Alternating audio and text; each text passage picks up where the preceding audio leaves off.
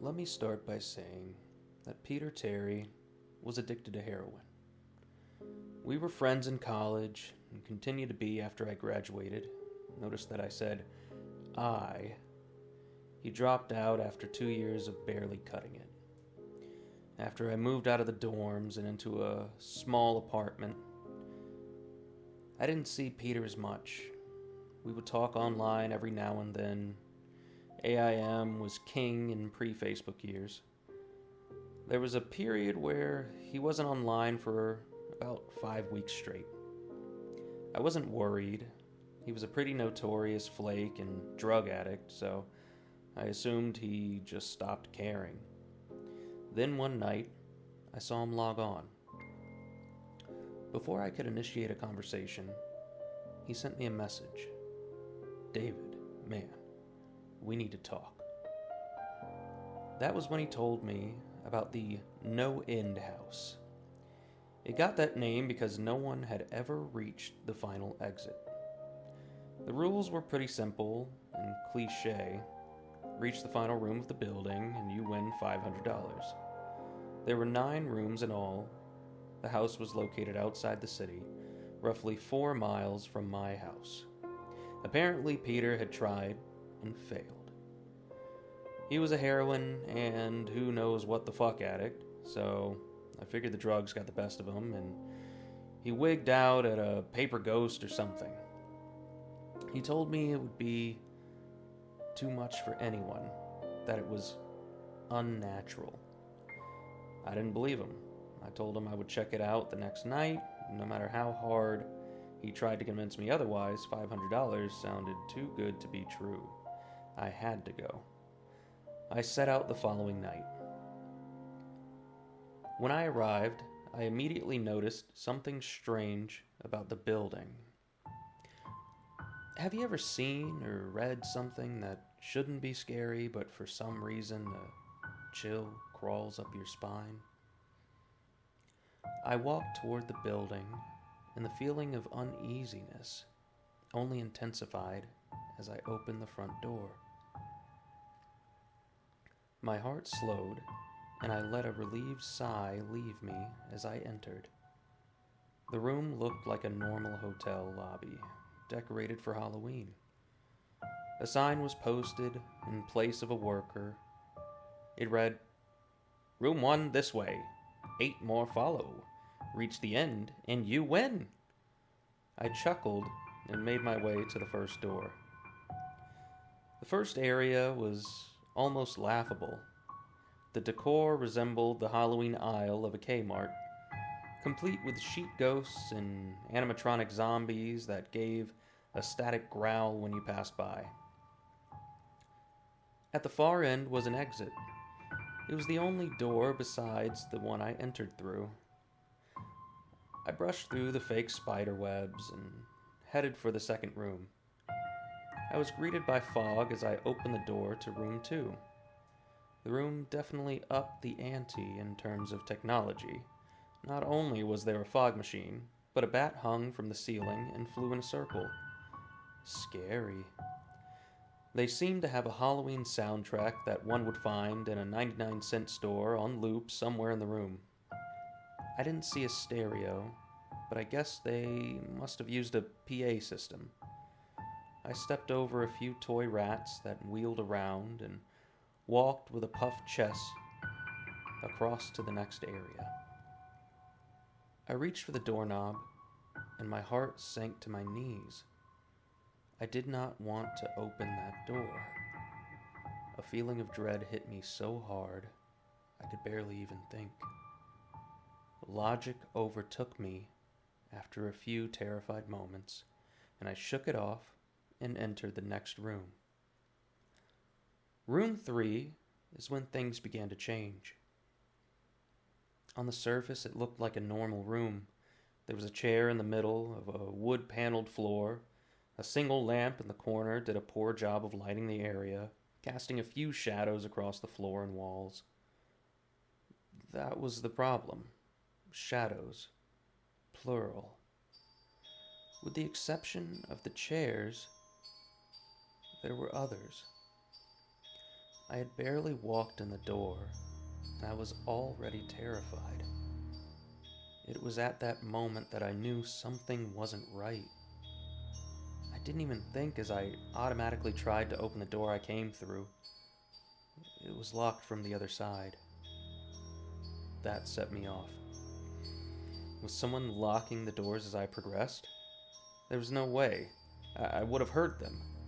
Was it a mechanical lock that set automatically? Maybe, but I was too scared to really think. I turned back to the room, and the shadows were gone. The chair's shadow remained, but the others were gone. I slowly began to walk. I used to hallucinate when I was a kid, so I wrote off the shadows as a figment of my imagination. I began to feel better as I made it to the halfway point of the room. I looked down as I took my steps, and that's when I saw it.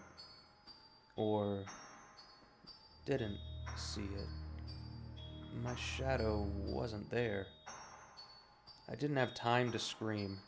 I ran as fast as I could to the other door and flung myself, without thinking, into the room beyond. The fourth room was possibly the most disturbing. As I closed the door, all light seemed to be sucked out and put back into the previous room. I stood there surrounded by darkness, not able to move. I'm not afraid of the dark and never have been, but I was absolutely terrified. All sight had left me. I held my hands in front of my face, and if I didn't know what I was doing, I would never have been able to tell. Darkness doesn't describe it. I couldn't hear anything. It was dead silent. When you're in a soundproof room, you can still hear yourself breathing. You can hear yourself being alive. I couldn't. I began to stumble forward after a few moments, my rapidly beating heart the only thing I could feel. There was no door in sight. Wasn't even sure there was one this time. The silence was then broken by a low hum. I felt something behind me. I spun around wildly, but could barely even see my nose. I knew it was there, though. Regardless of how dark it was, I knew something was there. The hum grew louder, closer. It seemed to surround me, but I knew whatever was causing the noise was in front of me, inching closer. I took a step back. I had never felt that kind of fear. I can't really describe true fear. I wasn't even scared I was going to die. I was scared of what the alternative was. I was afraid of what this thing had in store for me. Then the lights flashed for a second, and I saw it. Nothing. I saw nothing, and I know I saw nothing there. The room was again plunged into darkness, and the hum became a wild screech. I screamed in protest. I couldn't hear this goddamn sound for another minute. I ran backwards, away from the noise, and fumbled for the door handle. I turned and fell into room 5. Before I describe room 5, you have to understand something. I am not a drug addict. I have had no history of drug abuse or any sort of psychosis short of the childhood hallucinations I mentioned earlier, and those were only when I was really tired or just waking up. I entered the NoEnd house with a clear head. After falling in from the previous room, my view of room 5 was from my back, looking up at the ceiling. What I saw didn't scare me, it simply surprised me. Trees had grown into the room and towered above my head. The ceilings in this room were taller than the others, which made me think I was in the center of the house. I got up off the floor, dusted myself off, and took a look around. It was definitely the biggest room of them all. I couldn't even see the door from where I was. Various brush and trees must have blocked my line of sight with the exit. Up to this point, I figured the rooms were going to get scarier, but this was a paradise compared to the last room. I also assumed whatever was in room 4 stayed back there. I was incredibly wrong. As I made my way deeper into the room, I began to hear what one would hear if they were in a forest. Chirping bugs and the occasional flap of birds seemed to be my only company in this room. That was the thing that bothered me the most. I heard the bugs and other animals, but I didn't see any of them. I began to wonder how big this house was. From the outside, when I first walked up to it, it looked like a regular house. It was definitely on the bigger side, but this was almost a full forest in here. The canopy covered my view of the ceiling, but I assumed it was still there, however high it was. I couldn't see any walls either. The only way I knew I was still inside was that the floor matched the other rooms, the standard dark wood paneling. I kept walking, hoping that the next tree I passed would reveal the door. After a few moments of walking, I felt a mosquito fly onto my arm. I shook it off and kept going.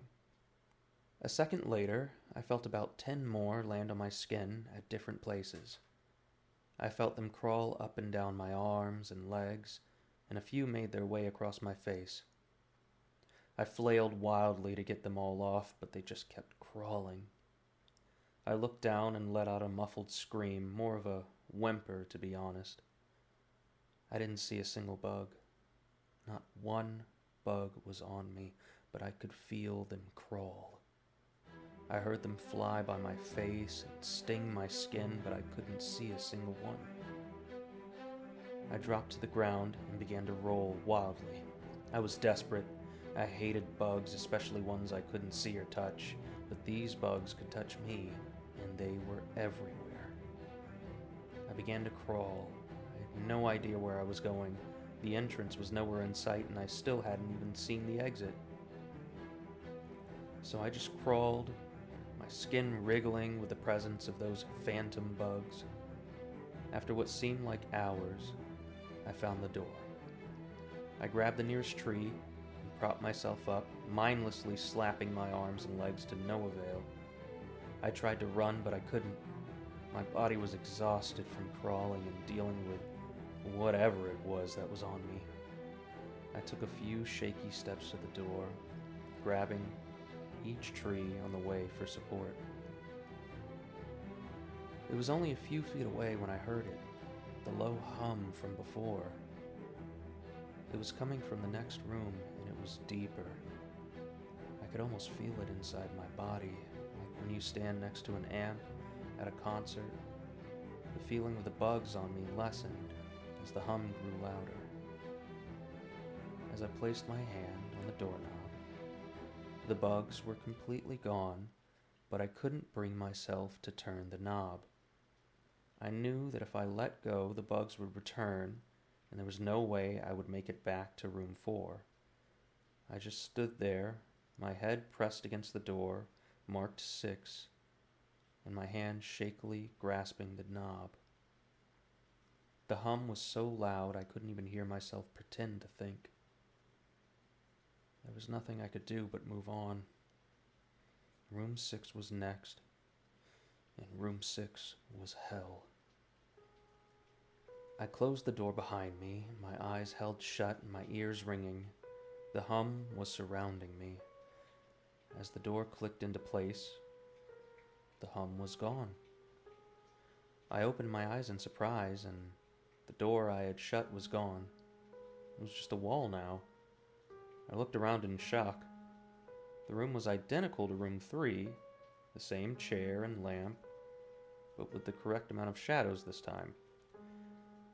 The only real difference was that there was no exit door, and the one I came in through was gone.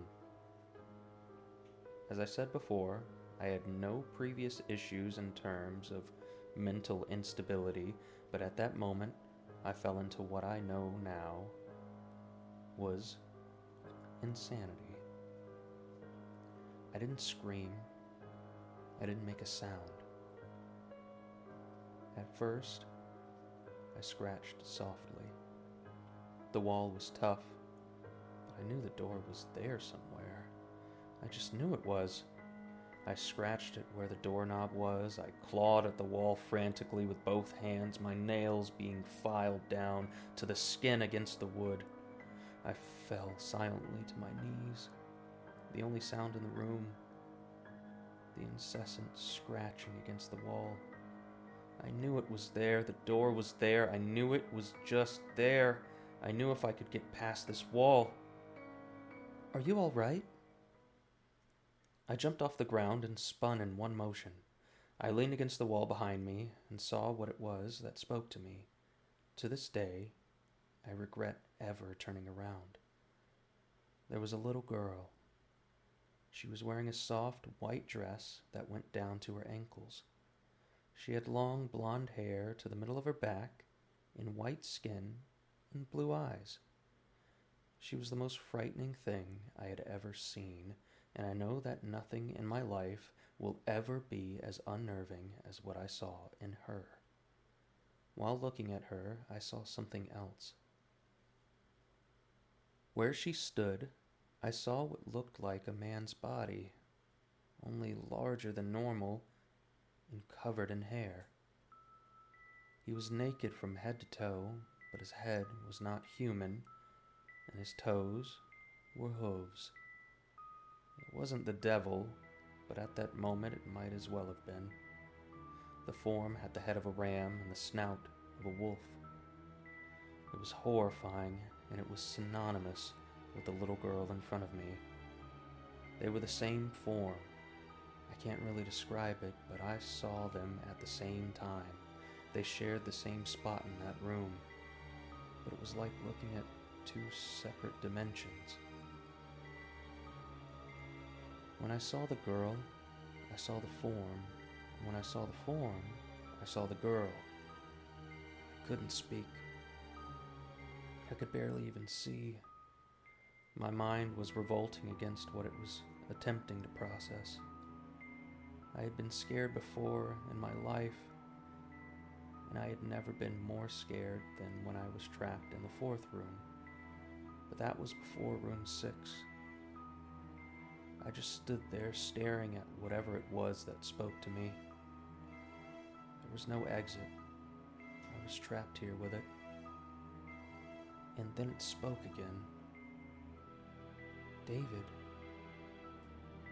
you should have listened."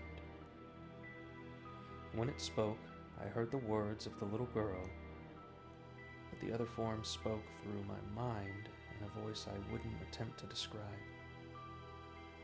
There was no other sound. The voice just kept repeating that sentence over and over in my mind, and I agreed.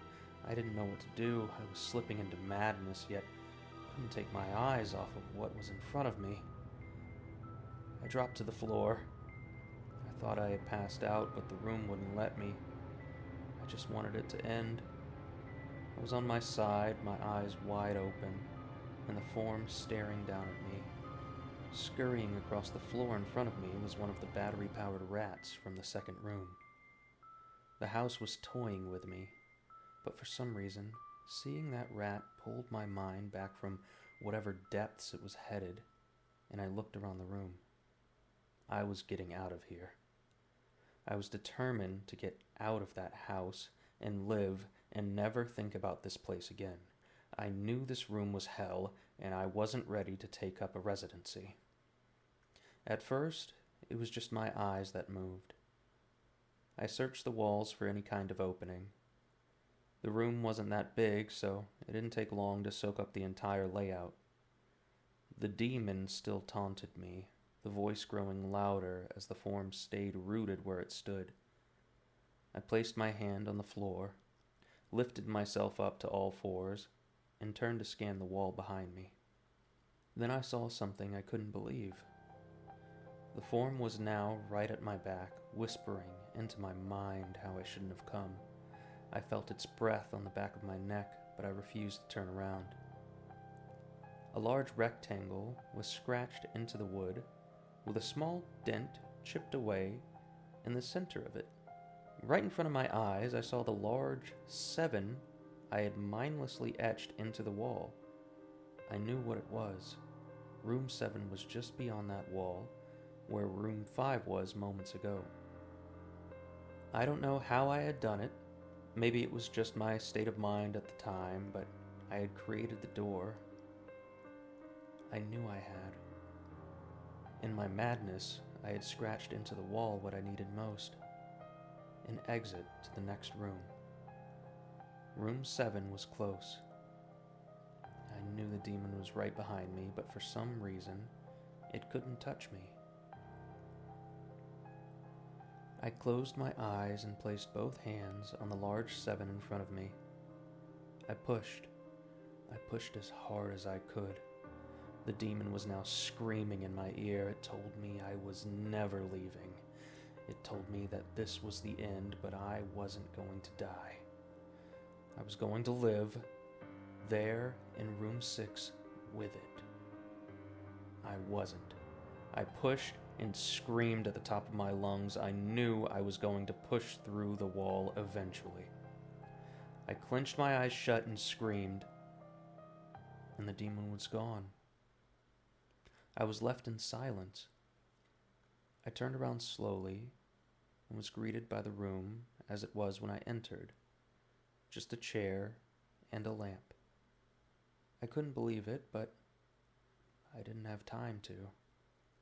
I turned back to the 7 and jumped back slightly. What I saw was a door. It wasn't the one I had scratched in, but a regular door with a large 7 on it. My whole body was shaking. It took me a while to turn the knob. I just stood there for a while, staring at the door. I couldn't stay in room 6. I couldn't. But if this was only room 6, I couldn't imagine what 7 had in store. I must have stood there for an hour, just staring at the 7. Finally, with a deep breath, I twisted the knob and opened the door to room 7. I stumbled through the door, mentally exhausted and physically weak. The door behind me closed, and I realized where I was. I was outside. Not outside like room 5, but actually outside. My eyes stung. I wanted to cry. I fell to my knees and tried, but I couldn't. I was finally out of that hell.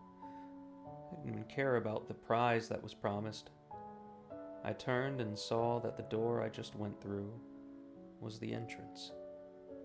I walked to my car and drove home, thinking of how nice a shower sounded. As I pulled up to my house, I felt uneasy. The joy of leaving NoEnd house had faded and dread was slowly building in my stomach. I shook it off as residual from the house and made my way to the front door. I entered and immediately went up to my room. There on my bed was my cat, Baskerville. He was the first living thing I had seen all night, and I reached out to pet him. He hissed and swiped at me. I recoiled in shock, as he had never acted like that. I thought, whatever, he's an old cat. I jumped into the shower and got ready for what I was expecting to be a sleepless night. After my shower, I went to the kitchen to make something to eat. I descended the stairs and turned into the family room. What I saw would be forever burned into my mind. My parents were lying on the ground, naked and covered in blood. They were mutilated to near unidentifiable states. Their limbs were removed and placed next to their bodies, and their heads were placed on their chests, facing me. The most unsettling part was their expressions. They were smiling, as though they were happy to see me. I vomited and sobbed there in the family room. I didn't know what had happened. They didn't even live with me at the time. I was a mess. Then I saw it. A door that was never there before. A door with a large 8 scrawled on it in blood. I was still in the house. I was standing in my family room, but I was in room 7. The faces of my parents smiled wider as I realized this. They weren't my parents, they couldn't be, but they looked exactly like them. The door marked 8 was across the room, behind the mutilated bodies in front of me. I knew I had to move on, but at that moment, I gave up. The smiling faces tore into my mind. They grounded me where I stood. I vomited again and nearly collapsed. Then the hum returned. It was louder than ever, and it filled the house and shook the walls. The hum compelled me to walk. I began to walk slowly, making my way closer to the door and the bodies. I could barely stand, let alone walk. And the closer I got to my parents, the closer I came to suicide.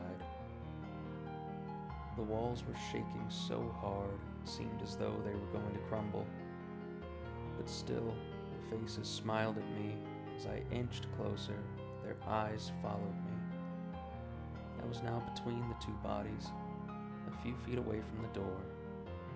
The dismembered hands clawed their way across the carpet towards me, all while the faces continued to stare.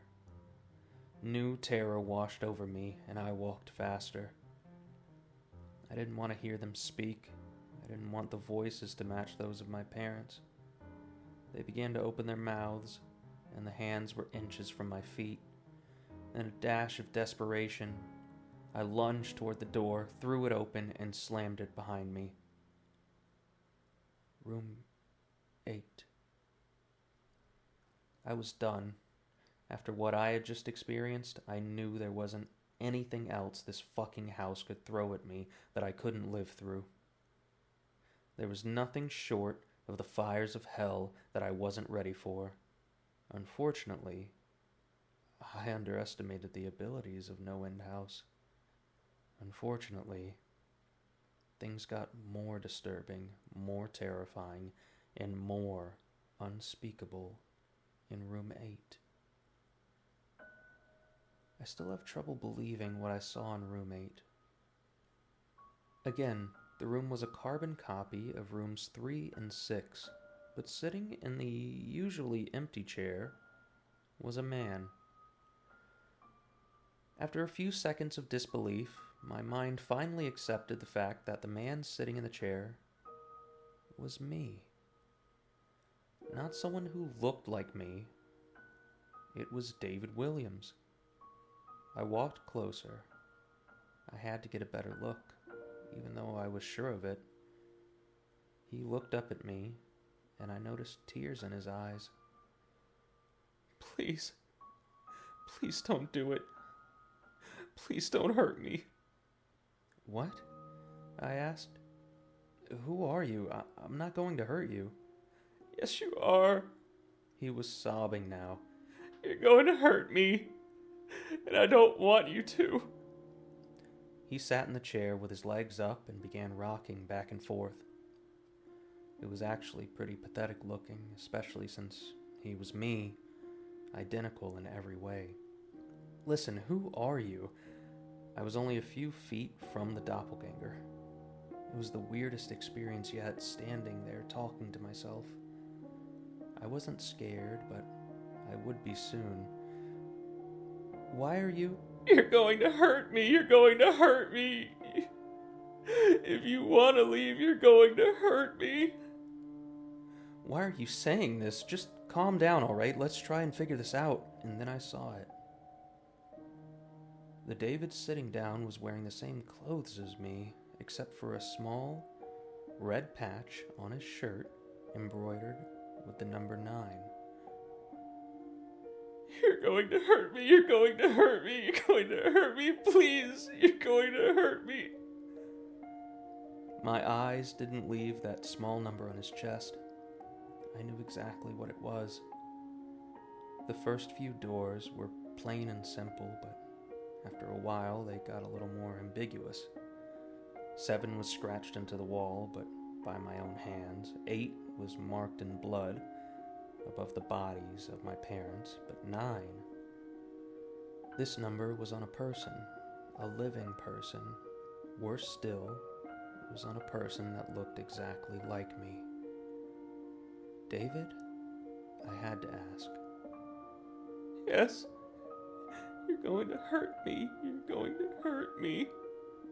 He continued to sob and rock. He answered to David. He was me, right down to the voice. But that 9.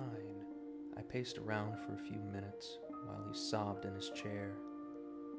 The room had no door, and similarly to room 6, the door I came through was gone. For some reason, I assumed that scratching would get me nowhere this time. I studied the walls and floor around the chair, sticking my head underneath and seeing if anything was below. Unfortunately, there was. Below the chair was a knife. Attached was a tag that read, "To David from management." The feeling in my stomach as I read that tag was something sinister. I wanted to throw up. The last thing I wanted to do was remove that knife from under the chair. The other David was still sobbing uncontrollably. My mind was spinning into an attic of unanswerable questions. Who put this here, and how did they get my name? Not to mention the fact that as I knelt on the cold wood floor, I also sat in that chair sobbing in protest of being hurt by myself. It was all too much to process. The house and management had been playing with me this whole time. My thoughts for some reason turned to Peter, and whether or not he got this far. If he did, if he met a Peter Terry sobbing in this very chair, rocking back and forth. I shook those thoughts out of my head. They didn't matter. I took the knife from under the chair, and immediately the other David went quiet. "David," he said in my voice, "what do you think you're going to do?" I lifted myself from the ground and clenched the knife in my hand. "I'm going to get out of here." David was still sitting in the chair, though he was very calm now. He looked up at me with a slight grin. I couldn't tell if he was going to laugh or strangle me. Slowly he got up from the chair and stood facing me. It was uncanny. His height and even the way he stood matched mine. I felt the rubber hilt of the knife in my hand, and I gripped it tighter. I don't know what I was planning on doing with it, but I had a feeling I was going to need it. "Now," his voice was slightly deeper than my own, "I'm going to hurt you. I'm going to hurt you, and I'm going to keep you here." I didn't respond. I just lunged and tackled him to the ground. I had mounted him and looked down, knife poised and ready. He looked up at me, terrified. It was like I was looking in a mirror. Then the hum returned, low and distant, though I still felt it deep in my body. David looked up at me as I looked down at myself. The hum was getting louder, and I felt something inside me snap. With one motion, I slammed the knife into the patch on his chest and ripped down. Blackness fell in the room, and I was falling. The darkness around me was like nothing I had ever experienced up to that point. Room 4 was dark, but it didn't come close to what was completely engulfing me. I wasn't even sure if I was falling after a while. I felt weightless, covered in dark. Then a deep sadness came over me. I felt lost, depressed, and suicidal. The sight of my parents entered my mind. I knew it wasn't real, but I had seen it, and the mind has trouble differentiating between what is real and what isn't. The sadness only deepened. I was in room 9 for what seemed like days. The final room. And that's exactly what it was. The end. NoEnd house had an end, and I had reached it. At that moment, I gave up. I knew I would be in that in-between state forever, accompanied by nothing but darkness. Not even the hum was there to keep me sane. I had lost all senses. I couldn't feel myself. I couldn't hear anything. Sight was completely useless here. I searched for a taste in my mouth and found nothing. I felt disembodied and completely lost. I knew where I was. This was hell. Room 9 was hell. Then it happened. A light. One of those stereotypical lights at the end of the tunnel. I felt ground come up from below me, and I was standing. After a moment or two of gathering my thoughts and senses, I slowly walked toward the light. As I approached the light, it took form. It was a vertical slit down the side of an unmarked door. I slowly walked through the door and found myself back where I started. The lobby of NoEnd house. It was exactly how I left it. Still empty, still decorated with childish Halloween decorations. After everything that had happened that night, I was still wary of where I was. After a few moments of normalcy, I looked around the place trying to find anything different.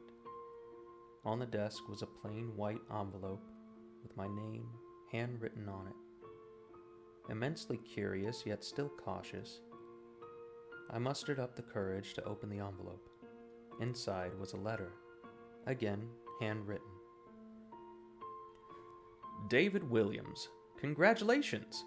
You have made it to the end of NoEnd house. Please accept this prize as a token of great achievement. Yours forever, Management.